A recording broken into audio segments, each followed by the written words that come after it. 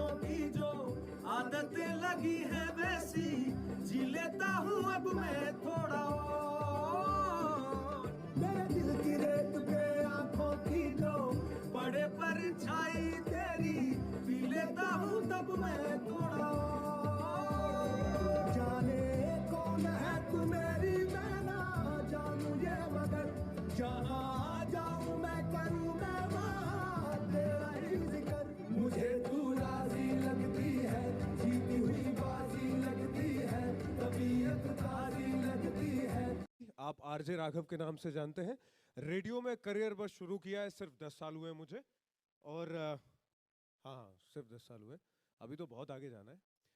मेरे घर में हम 4 लोग, मम्मी पापा दीदी और मैं। एक दिन आज के 10 साल पहले चलते हैं। सो एक दिन पता चलता है हमें ग्वालियर में, जब हम किराए पर रह रहे थे, कि मेरे फादर मिसिंग हैं। मतलब उनका कुछ पता नहीं चल रहा है, फ़ोन नहीं लग रहा है, कुछ भी पता नहीं चल रहा है। मिडिल क्लास फैमिली में क्या होता है, जब फादर गायब होते हैं ना, तो आप 80% चीज़ें आपको पता ही नहीं होती। बीमा है कि नहीं है, पैसे हैं कि नहीं है, किससे उधारी लेनी है, कुछ पता नहीं होता। फिर आपको सिर्फ कुछ रास्ते ही नज़र आते हैं। तो वैसे ही हमारे साथ हुआ, सर्चिंग चालू हुई फादर की, लेकिन कुछ पता नहीं चला। हम लोग जिस आश्रम से जुड़े हुए थे वहाँ पे भी बताया, वहाँ भी सर्चिंग चालू हुई, कुछ पता नहीं चला। सो बैक टू पवेलियन, घर बैठे, और मैं, दीदी और मम्मी। तब हमारे अकाउंट्स भी नहीं थे, 10 साल पहले की बात कर रहा हूँ मैं। काश तब जनधन योजना चली होती, नहीं तब कम से कम अकाउंट तो खुल जाते। नहीं थे। हमारे पूरे घर में जब हमने सारे रुपए इकट्ठे किए थे तो सिर्फ 2000 थे। तो ग्वालियर शहर में जहाँ हम किराए से रह रहे हैं, 3 महीने का किराया देना बाकी है। आप छोटी सी जगह पे काम कर रहे हैं और आपके पूरे घर में सिर्फ 2000 रुपए हैं। अब आप सोच लो कि आपके पास रास्ते क्या हैं। अगर मेरी दीदी की एजुकेशन पे थोड़ा और अच्छा फोकस किया हुआ होता घर में, तो शायद कुछ अच्छे सिचुएशन में होते, लेकिन नहीं हो पाए। ऐसे कहने में तो बड़ा सिंपल लगता है कि यार मन हो रहा तो सुसाइड कर लें। आपको शायद थोड़ा मजाक भी लगे, ऐसे ही बोल रहे हैं, आरजे कभी ऐसा सोचते हैं क्या? लेकिन आप यकीन मानो, ये बात उतनी ही सच है जितना आप और मैं सामने खड़े हैं। उस वक्त मेरे पास सिर्फ 2 रास्ते थे। मेरे पास सिर्फ ट्रक के सामने आओ, या फिर ट्रेन के ट्रैक पे आओ। और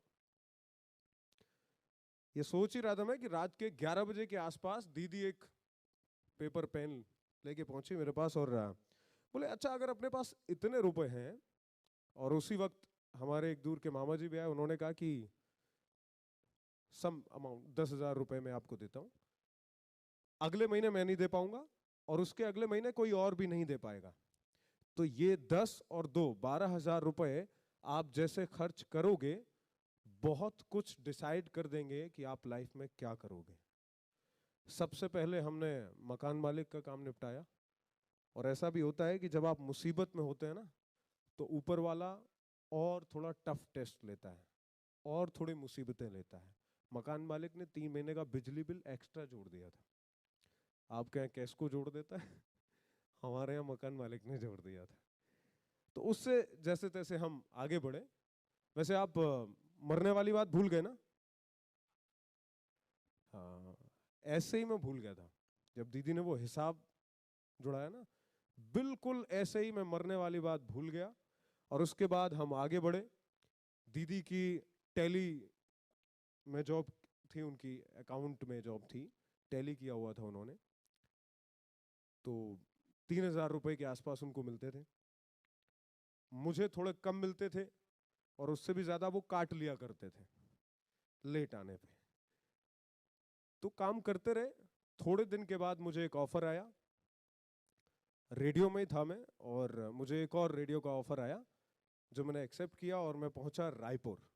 छत्तीसगढ़ की कैपिटल है, आई होप आप जानते होंगे खूब। सो वहाँ पे मैंने काम करना शुरू किया। फर्स्ट ईयर मुझे इवनिंग शो होस्ट करने को कहा गया था। फर्स्ट ईयर मैंने best evening jock gold award जीता, फर्स्ट ईयर में।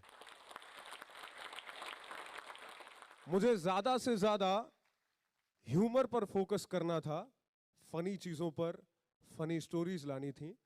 मेरे बॉस, दो बातें जो मुझे याद हैं उस पहली साल की, वो ये है कि एक ये कहा था किसी ने कि अगर जिसकी नज़र रणवीर सिंह पे पड़ी, अगर एनर्जी के मामले में तुम पे पड़ती तो शायद तुम भी कहीं होते। दूसरी, मेरे बॉस ने कहा था कि जिस सिचुएशन में वो इवनिंग शो और थोड़ा फनी कंटेंट ला रहा है, वो कमाल है। दूसरे साल again best evening jock gold फिर से जीता, और तीसरे साल जीतने से पहले मैं कानपुर आ गया था। कानपुर में मेहनत की। अच्छा, भूल गए ना घर में क्या हो रहा है? ऐसे ही मैं भूल गया था, क्योंकि बिल्कुल जो सपोर्ट मिल रहा था ना घर से मुझे, पापा नहीं है, मम्मी की तबीयत खराब, दीदी अकेली मैनेज कर रही है, तो वो दीदी ने ना एक बैरियर सा लगा दिया कि आपको घर की कोई भी प्रॉब्लम पता ही नहीं चलेगी, आप बस काम पे फोकस करो और करते जाओ। तो वही हुआ, अपन करते गए। कानपुर में लगभग 4 साल हुए हैं, और 4.5 साल हुए हैं। अभी जस्ट 6 महीने पहले हमारी फैमिली के पास घर नहीं था, हमारे पास तो 2,000 रुपए थे, हमने अपना नया घर खरीदा है। आपको पता है, दीदी ने ये सब जो सपोर्ट किया मुझे, बिना सोशल मीडिया पर कोई भी ज्ञान दिए, आज तक उसने एक लाइन नहीं लिखी है सोशल मीडिया पर ज्ञान वाली, आपको ये करना चाहिए या ये करना चाहिए या ऐसा होना चाहिए। लंबे लंबे स्टेटस लिखते हैं ना लोग, उसने कभी कुछ नहीं लिखा। उसने जो लिखना था वो किया, जो एक्चुअली करना था वो किया, सपोर्ट किया मुझे कि मैं घर की प्रॉब्लम को बिल्कुल नजरअंदाज कर दूं।